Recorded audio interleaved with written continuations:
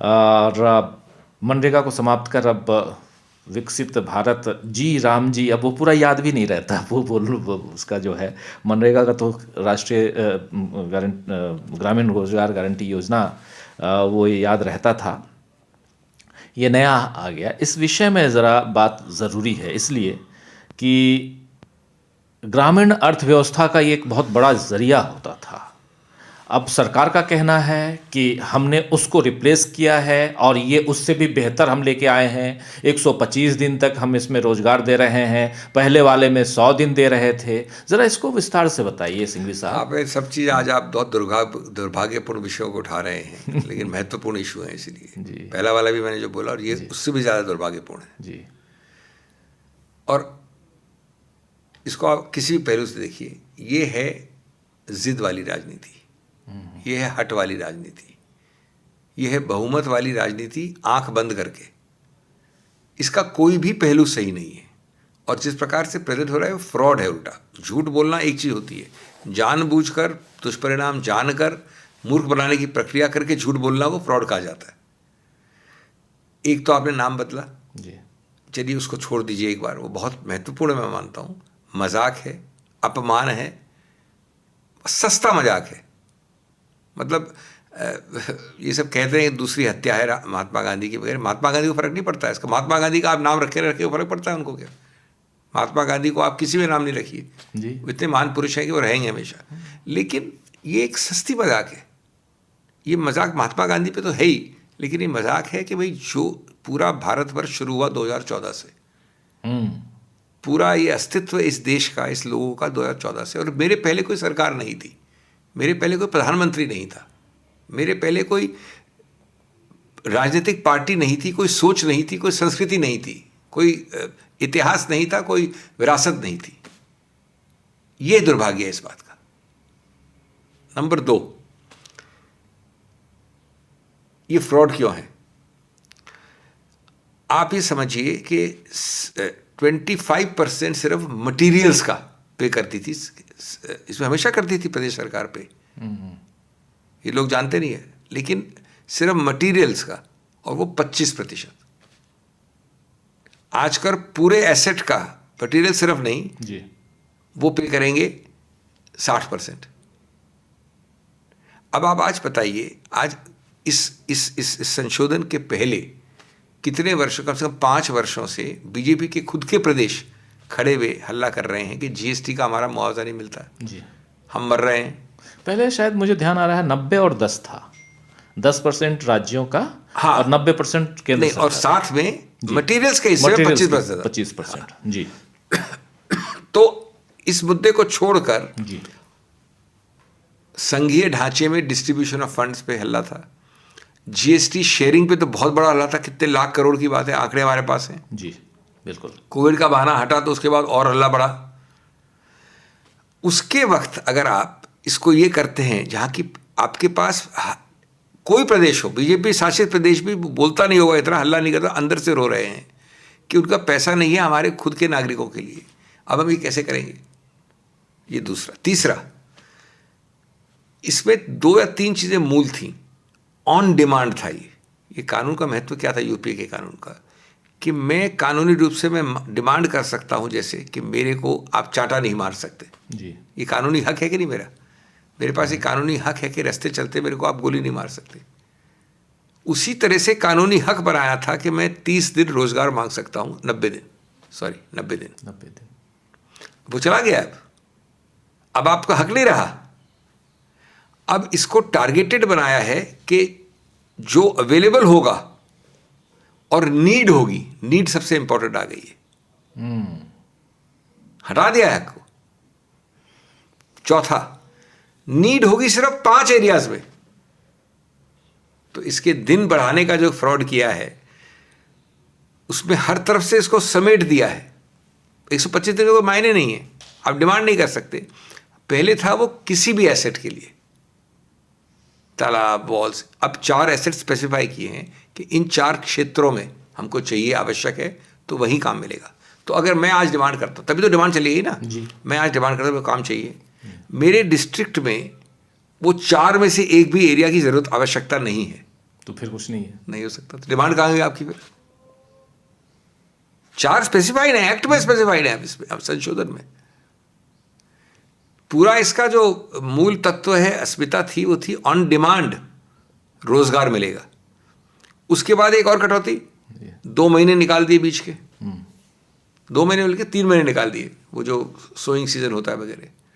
2 महीने बताया। हाँ 2 महीने जी। तो उसमें जो आंकड़े आए हैं उसमें तो बहुत बड़ा उनको क्षति होती है पैसे की।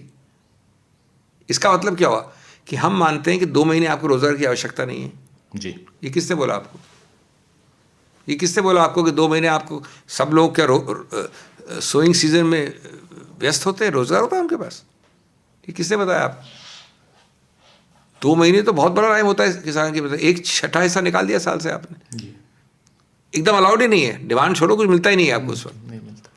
और इसके जो प्रभाव हुए थे अच्छे, वो सब आंकड़े आए हुए हैं। लोगों की वेजेस बढ़ गई थी। जी। बल्कि हम कंप्लेन करते थे मेरे पर कि भाई हमको आजकल यहाँ रोजगार दिल्ली में नहीं मिलता, लेकिन उसका अच्छी बात क्या है? नहीं मिलता क्योंकि वो सशक्त है, खुश है अपने गांव में।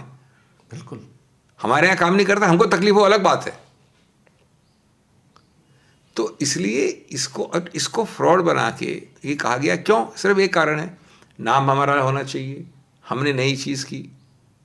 हर चीज़ में ये जो ईगो है, ये गणतंत्र में पहले कभी अनहोनी थी। बीजेपी सरकार में भी अनहोनी थी, वाजपेयी सरकार में भी अनहोनी थी, जनता दल सरकार में भी अनहोनी थी। ये तो कोई अजीब सी अहंकार आ गया आज। अब क्या होगा?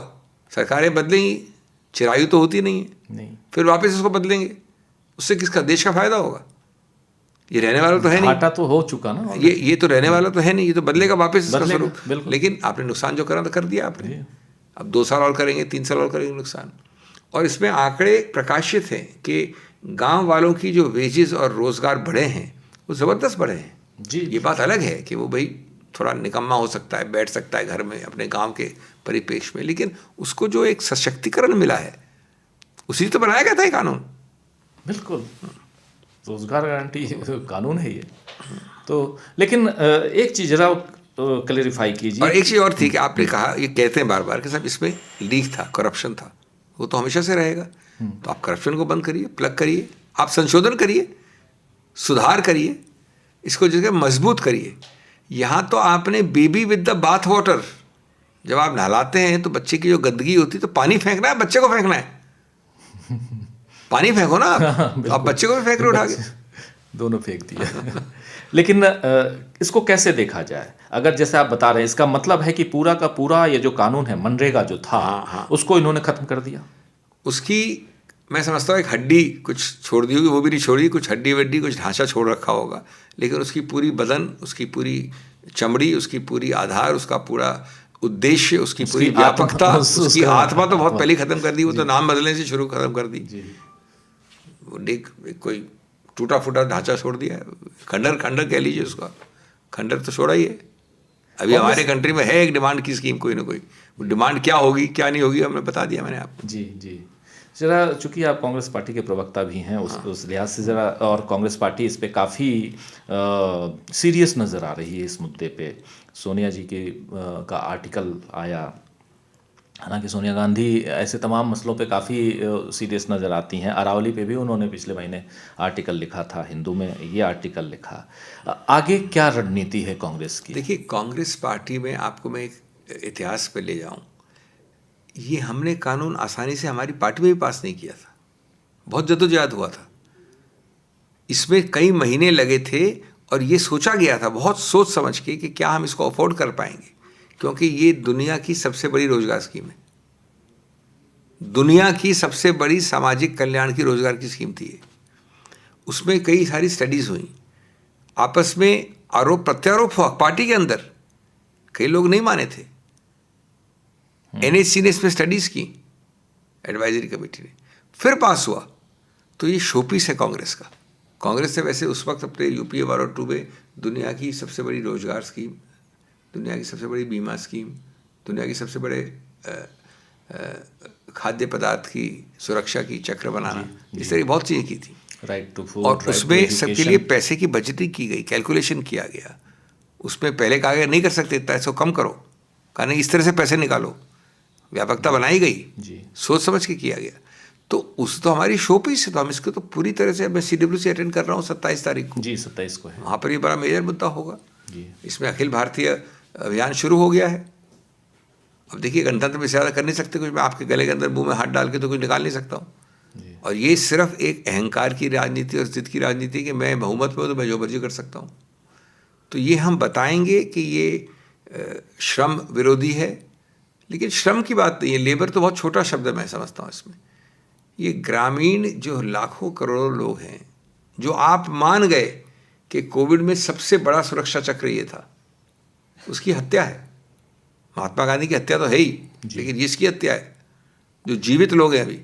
ये बताइए सिंघवी साहब, इसको लाने के पीछे थोड़ा सा भाजपा की रणनीति समझने की कोशिश करता हूँ, हालांकि स्पेकुलेशन हो सकता है। क्या कारण हो सकता है इसके लाने के पीछे? एक तो अहंकार ठीक है, लेकिन पॉलिटिकली फायदा क्या होगा? देखिए, बहुत हद तक ये एक सोच है, इसकी नहीं, सब चीज़ों में ये सोच है। सेंट्रल विस्ता से लेकर स्कीम से लेकर सोच है कि नामो निशान किसी और सोच का, किसी और पार्टी का, किसी और एक धारा का खत्म करना है।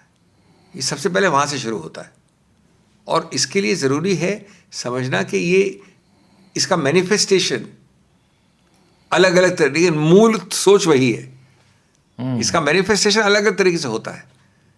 कभी भाषा में, कभी बोलचाल में, कभी ये जो असहिष्णुता आई है। अबे आप सबका साथ सबका विकास जो स्लोगन देते हैं, आपने देख लिया सबका साथ सबका विकास कैसा था अखलाक के साथ। जी, मैं समझता हूँ कि मैंने ट्वीट भी किया, मैंने कहा इससे ज़्यादा बड़ा अपमान देश को नहीं हो सकता कि 302, और जज ने बड़ा अच्छा प्रश्न पूछा तो कहा कि हमको पता नहीं किसी केस में हुआ ऐसा। 302 में आप विड्रॉ कर लो, मैं तो कभी तक सुना नहीं। हाँ, ये बहुत बढ़िया आपने याद दिला दिया, मैं ये पूछने वाला। ये सोच है जी कि आप एक सेकंड क्लास सिटीजन हो, आप एक थर्ड क्लास सिटीजन हो। क्या हुआ तो हुआ, बहुमत का तो ये मत था, लिंचिंग का मत होता बहुमत का मत। तो ये सबसे महत्वपूर्ण है। बाकी दूसरा ये है कि इनको चाहिए कि ये किसी रूप से, देखिए इसकी निंदा, इस स्कीम की निंदा माननीय मुख्यमंत्री गुजरात ने तब की थी जो आज प्रधानमंत्री हैं। अब प्रधानमंत्री के रूप में उन्होंने कहा था कि मैं चाहूँगा कि ये रहे, क्योंकि आपकी सबसे बड़ी गलती भूल है, तो ये रहना चाहिए दिखने के लिए। तो वो दूसरा कारण हो सकता है कि सिद्ध करना, स्मारक है। लेकिन मैं मानता हूँ कि पहला कारण ही मुख्य कारण है, क्योंकि इसका कोई मेरे को तुक नहीं लगता। एक स्कीम चली आ रही है, आपने निंदा कर दी, बात खत्म हो गई, लोग भूल गए। अब तो अच्छी चल रही है, कोविड में आपने इसको खुद में नतमस्तक हुए, तो इसका क्या तुक हो सकता है बताइए, सिवाय अहंकार के। एक है जिद और अहंकार। मतलब पहले नेहरू पे वार किए, इंदिरा जी पे किए, राजीव जी, रीराइटिंग हिस्ट्री। अब महात्मा गांधी पे आ गए।